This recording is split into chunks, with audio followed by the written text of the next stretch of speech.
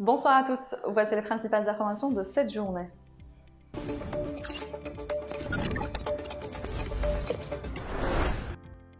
Le président russe Vladimir Poutine a accusé les autorités ukrainiennes de mettre en échec les opérations d'évacuation humanitaire de Mariupol, grand port du sud-est de l'Ukraine, lors d'un entretien téléphonique avec son homologue français Emmanuel Macron ce dimanche.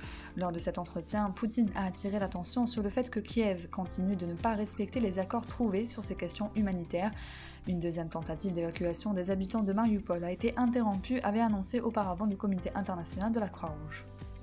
Le président ukrainien Volodymyr Zelensky a annoncé que des frappes russes ont détruit ce dimanche l'aéroport de la ville de Vinnytsia, à quelques 200 km au sud-ouest de Kiev. Zelensky a aussi reproché aux pays occidentaux leur refus d'imposer une zone d'exclusion aérienne au-dessus de l'Ukraine et leur réticence à livrer les avions de combat à l'Ukraine. Un total de 70 mises en demeure ont été adressées à des établissements pharmaceutiques de distribution pour non-respect des dispositions des réquisitions visant à garantir l'approvisionnement continu en médicaments anti-Covid-19, indique ce dimanche le ministère de l'Industrie pharmaceutique dans un communiqué. Au cours de ces inspections, les équipes ont relevé plusieurs infractions, notamment de la rétention et la vente concomitante.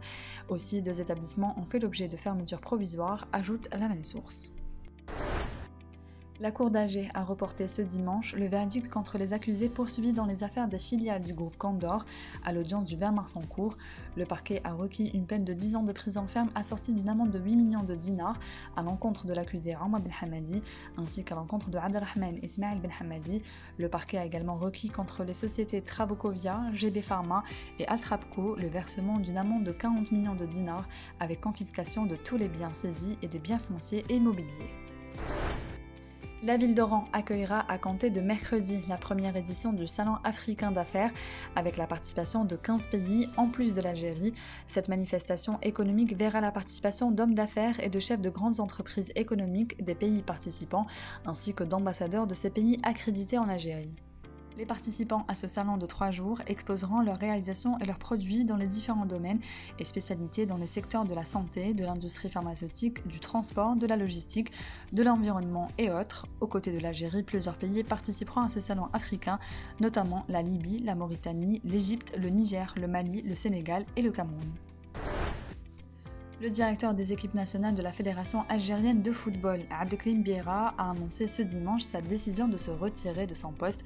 Moins d'un mois après sa désignation, Abdelkrim Biera a été désigné en tant que directeur des équipes nationales le 13 février au terme de la réunion du bureau fédéral de la FAF. Le poste était vacant depuis le limogeage du français Ludovic Bateni en octobre 2019 sous l'ère de l'ancien président de la FAF, Khaled Zachi. La désignation de Biera en tant que directeur des équipes nationales entrait dans le cadre de la réorganisation décidée par l'instance fédérale, ayant également débouché sur le limogeage du directeur technique national, Amol Shafiq. C'est la fin de ce journal, merci de l'avoir suivi, on se retrouve demain à la même heure sur nos réseaux sociaux.